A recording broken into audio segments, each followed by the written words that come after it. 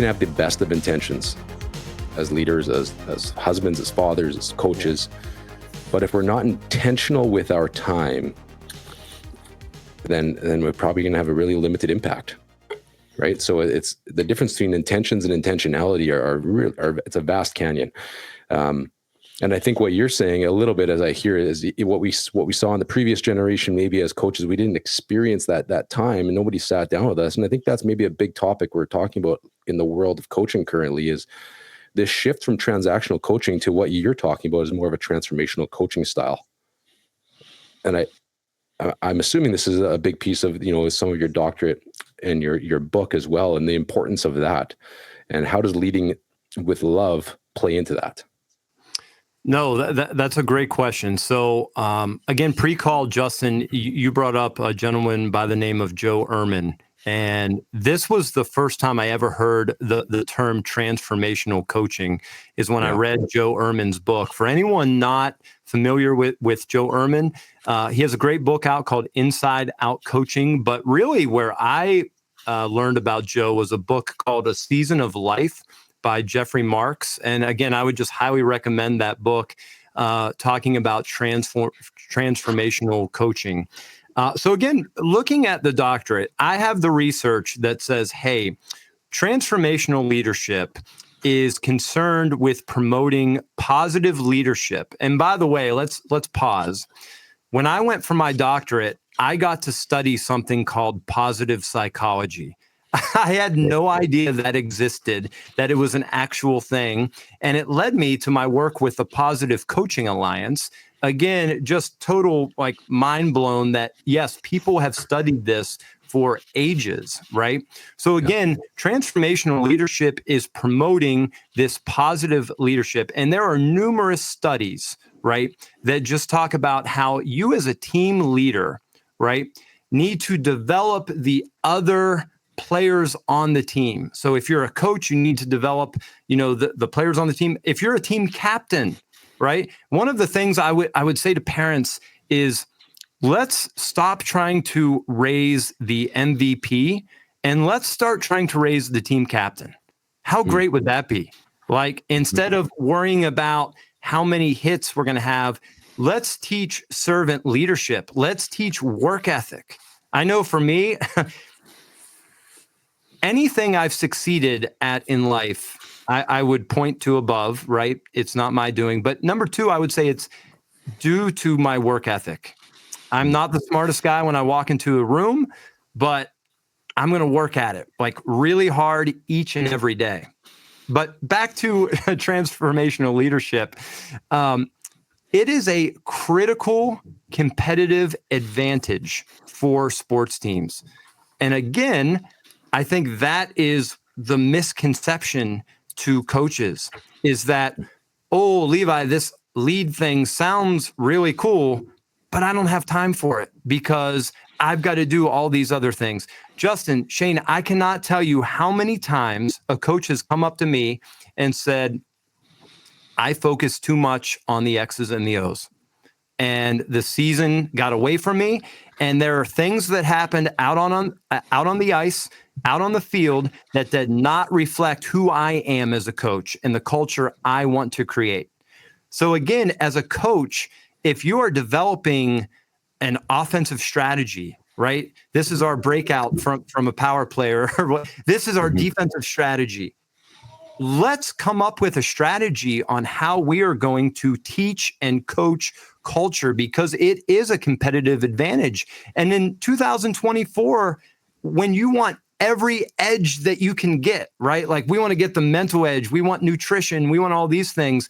Why would you not want another, right, competitive edge? So when it comes to transformational coaches, again, the things that you can do. And by the way, Nick Saban on ESPN's College Game Day just had an awesome rant about transformational coaching and kind of how he changed as a coach. But what you need to do as a coach is, number one, reinforce high effort, right? We want to encourage effort. Why? Let's go back to self-determination theory, because you feel like you have control over that. I know that when I went to basketball camp, Justin, I couldn't really shoot very well. I couldn't dribble behind my back. But there was an award every year called the Mr. Hustle Award.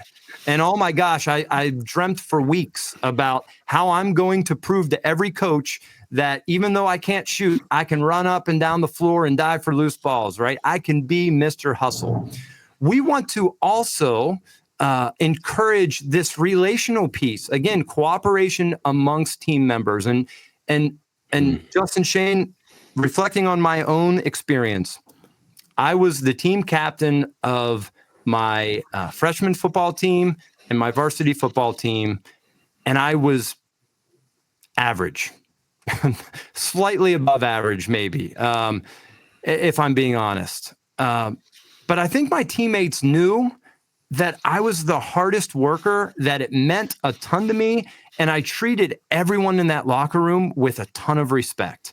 And I think everyone said, yeah, like, you might not be the starting quarterback. In fact, I was a right guard, which is, in the scheme of things, maybe one of the least important positions on the field. Yeah. But they said, you know what? This guy never misses, and he works really hard, and he treats us all right. So again, as a coach, we can encourage effort. We can encourage the relational piece. And then also that every player on the team can be a meaningful contribution, regardless of a win and loss. And again, back to some of the things we did that I feel were really cool is when we talk about effort and attitude. Again, one day I was out on the practice field and I saw one of our second stringers, and he wasn't giving a lot of effort. He wasn't, necessarily playing hard. Now, as a coach, you want those second stringers to play very hard, right? Because they're going to give your show team, a positive look for the oncoming game, right? And this kid wasn't trying very hard. And I kind of had a conversation with him. Well, hey, why aren't you trying very hard? He said, well, I'm not going to play on Friday, right? Doesn't really mean much to me. All the other players have all these stickers on their helmets for the touchdowns that they score. And, I just kind of sit the bench. So what's the point, right? So we kind of, again, being a transformational coach, said, okay, we're going to put stickers on your helmet now, not when you score a touchdown, not when you make a game-winning interception, but when you demonstrate a quality of love, effort, attitude, or discipline in practice, right? We're going to write your number really big up on the locker room wall. So when everyone comes in, they see that number 15, right, did something. And then the coach could recognize that in front of the team. Hey, guys, right. I just want to let you know today, I got an email that number 15, insert name here, right, that he stayed after class to do those math corrections, right? That is great effort. That's great attitude. Everybody clap it up for number 15, right? Now, all of a sudden, what is being rewarded? It's something that athletes have control over, right? It's this ability that, oh, I can do that too.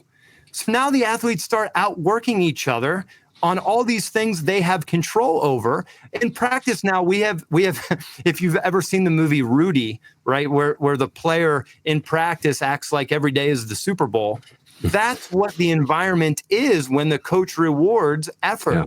Yeah. And I just know most teams, they're celebrating the MVP, right? Who scored the most goals, right? All these things you see in the box score, but let's think about things that players have control over. And so again, not that I have all the answers. I'm not an expert by any means, but I've really come to study these things, and I know that if we can focus on those things, oh my gosh, the results can be great.